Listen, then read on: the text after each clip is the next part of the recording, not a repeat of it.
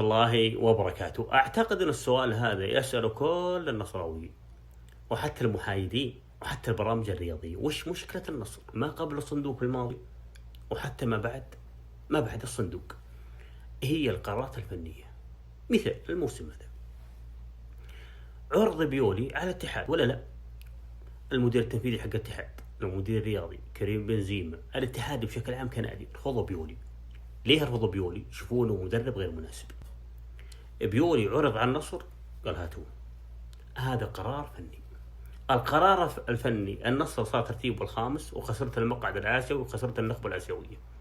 والقرار الفني لما تم رفضه من إدارة الاتحاد بطل موسم. وش الفرق؟ هناك أشخاص يفهم المدرب هذا غير مناسب، وهناك أشخاص في النصر ما يفهم أن المدرب هذا غير مناسب لناديه والفريق.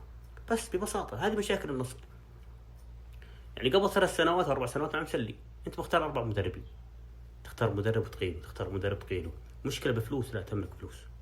وش مشكلتك؟ الشخص اللي يقدر يختار مدرب ويراهن عليه. النجاح في اختيار مدرب واختيار الأجانب أو اكتمال الفريق. هذه القرارات الفنية غير موجودة في النصر.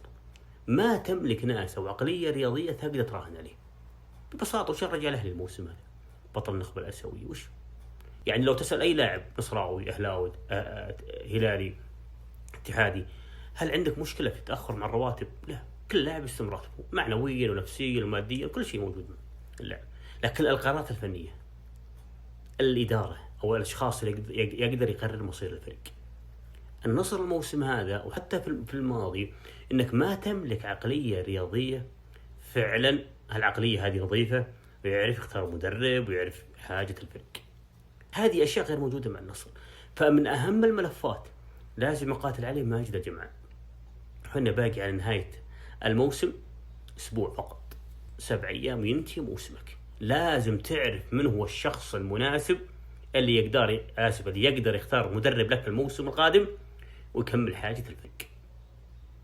لكن تحتاج قرار. القرار هذا من هو الشخص المناسب اللي قرر في بيولي واختيار بيولي. ما المفترض انك تعتمد عليهم. استبعاد تلس وكونان وصار عندك مشكلة في الظهر الأيسر، ما المفترض انك تعتمد عليهم. شوف الاتحاد رفض بيولي وبطل الدوري، انت قبلت بيولي وترتيبك الخامس. هذه كلها قرارات فنية، كلها قرارات فنية، لأنك أنت تملك فلوس والهلال يملك فلوس والاتحاد يملك فلوس والأهلي يملك فلوس. لكن هذول من جحوا ليه؟ لأنه في الكورة أفهم منك، أفهم منك. مش قضية إنه ليش عبد الخيبري يبتسم، ودي يبتسم عبد الخيبري يضحك، يعني ما له علاقة. يعني مش علاقة أنا أبكون صارم اليوم شديد على اللاعب بس وراي مدرب ما يتناسب مع اللاعبين أو مدرب أقل وصرت قوي اتجاه اللاعبين، ما في فايدة. اوكي، لازم في التزام تجاه اللاعبين، لكن احتاج المنظومه هذه تكتمل مدرب ولاعبين. عشان كذا انا اقول حتى الاهلي لما رجع بطل النخبه الاسيويه كلها قرارات فنيه. مشاكل الاهلي من الالف اللي مشاكل اداريه من قبل 3 سنوات وهبط حتى الى يلو. لكن ليش رجع؟ القرارات الفنيه. اختاروا مدرب شاطر ياسر، اختاروا لاعبين، كملوا الحاجتين وصار بطل النخبه الاسيويه. بس ليه؟ اهل خططوا وناس تفهم بالكوره.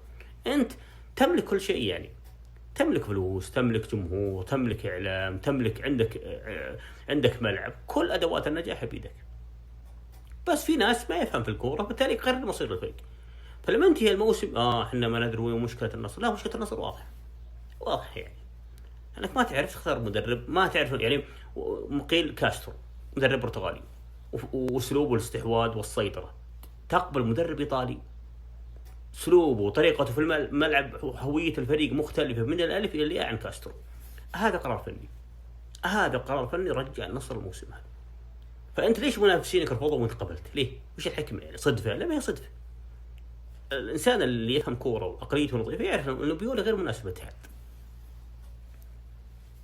وبالنهاية الاتحاد بطل الدوري ونهائي كاس الملك هو الاقرب يكون بطل، يعني بغض النظر يعني حق يقول ما حق، لكن واصل نهائي كاس الملك وبطل الدوري. هذه كلها قرارات فنيه. قادسية عندهم مدرب اسباني، ليه قاتلوا عليه؟ ومن اختاروا مدرب الاسباني؟ اختاروا شخص يفهم في الكوره.